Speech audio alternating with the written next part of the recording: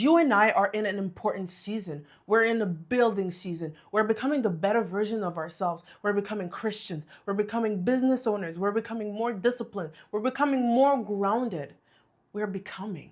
Welcome back to Grow with Gracia, a space for real-time growth for women who are becoming the best versions of themselves through faith, through business, through inner work, you name it. And before I start the video, I want to do my accountability. Some of you may know that last month I decided that I was going to do one book a month challenge.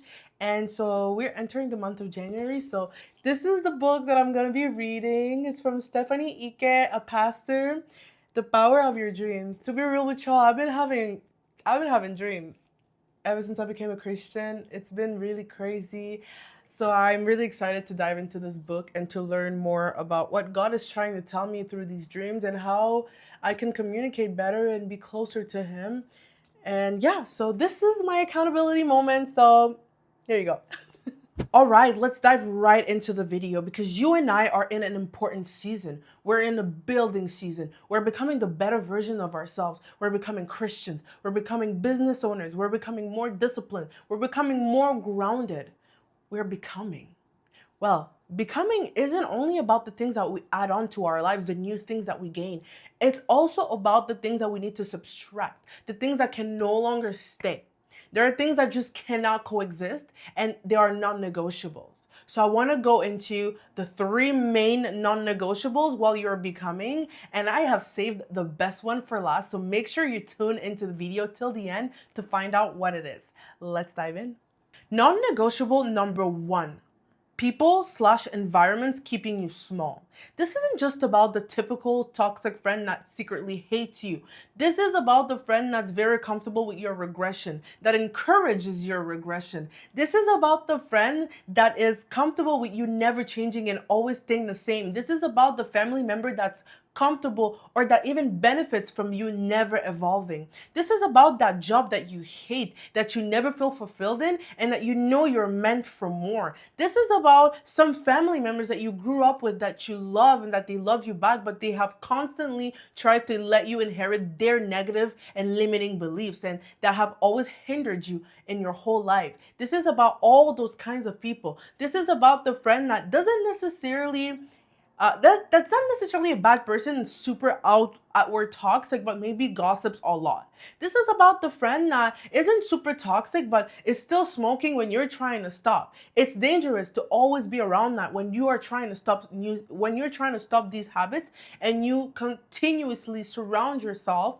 with these habits. It's going to be extremely difficult for you to stop. This is about the town where you grew up in, the small town you grew up in, and everybody was always poor there, and you've never seen anyone make it out. You've never seen anyone be successful. You need to move out of there as soon as possible.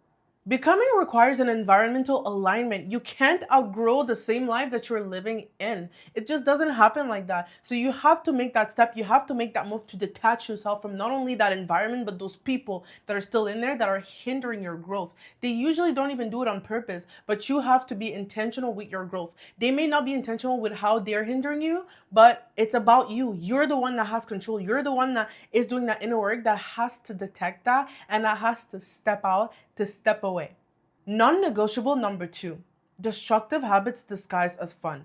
Smoking, doing drugs, excessive drinking, partying, always being at the club, always being at the next party. Lust, always having sex with multiple different partners every weekend. Consuming porn, always touching yourself, never having that self-control, always feeding your flesh. Not eating well, not eating healthy, not taking care of your body. Those are things that are really driving you further and further away and that can never coexist if you are becoming. Like this literally cannot coexist at all. There isn't a way, especially if a part of your walk, especially if the biggest part of your walk, the biggest part of your becoming is becoming a Christian. If you're a new Christian, you are becoming this person and you want to build this relationship with the Lord. This is really going in between that, like fully and truly. Not only do these habits numb you and delay discomfort, but they keep you disconnected from yourself, disconnected from God as well. And delaying comfort just is delaying growth because growth happens through discomfort. Did I say delaying comfort? Delaying discomfort. That's what I meant. Non-negotiable number 3, and the most important one, is performing and pretending. Before we decide to become, a lot of us perform. We exaggerate, we curate, we project an image that's not really us. We post on our social media things that don't even reflect the actual life that we're living in. And then suddenly we decide that we want to change. We decide that we're going to become different versions of ourselves, that we're going to become business owners, that we're going to become Christians, that we're going to become more disciplined, that we're going to become true to ourselves, that we're going to become real. Well, now what's happening is the identity that people know about you isn't the real one. It's the curated, it's the exaggerated version that you were posting before you decided to become. Well, now that you have decided to take that step forward, one thing has to happen. That fake identity has to collapse for your real identity to rise. This is what I call the identity dip, because before you decide to become the best version of yourself, you have this identity that you have projected that is fake because you were performing, because you were exaggerating, because you were curating. People see you at this high standard because you have been so good at performing and at pretending that your life is perfect, but it's not sustainable. So then when you decide to choose truth, you dip. Your identity dips. It's more quiet. You're less flashy. You're more calm. And it feels like regression. It feels like failure. It feels like you're what happened to her? She used to be so cool. What happened to her? And you feel like a loser, quite frankly. But but you're not. You are aligning. You are realigning, recalibrating. Let me give you a visual. Let's say someone takes steroids. They become really big, really impressive, really fast. They acquire the physique that they've been working towards way faster. They have this image that they've projected as someone that's hardworking, that works really, really hard at the gym, that's extremely fit. They have that image that they have projected onto others. Then that person that's been taking steroids decides to stop. They no longer want to do that. They shrink and fast. They shrink and they shrink and they look no longer as buff as they used to be. And they're in the dip. But then they continue to go to the gym, but they want to do it the natural way. So now they're building again the real way, with truth. And it's going to take longer because the natural way without the steroids, it takes longer for you to get buff. But it's going to be more sustainable because it's going to be truly yours. It's going to be real. You don't have to perform. You don't have to pretend. And you don't ever have to lie.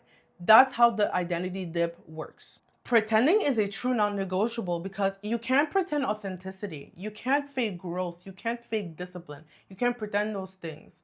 Inner work and becoming is about truth, because the person that you become on the other side of all the work that you're putting in is going to be grounded, is going to be disciplined, it's going to be consistent, it's going to be congruent. So you have to be truthful throughout the process, or honestly, it's not going to work. And then you're going to go back to square one where you're performing constantly, and you're never going to find yourself in a moment where you feel like this is truly yours, where you feel like you can truly be yourself. Letting your fake identity might cost you validation, followers, friends, some family members, an audience, but it's the price of becoming. And also, once you lose those people, you're going to leave room for the actual people that are meant to be in your life, the actual audience that's meant to follow you in your truth, the actual friendships that are meant to be in your life in your truth, the actual family members that are meant to support you and to come with you into the next step in your truth, the actual relationships that are meant to be with you in truth. If becoming feels worse before it feels better, congratulations.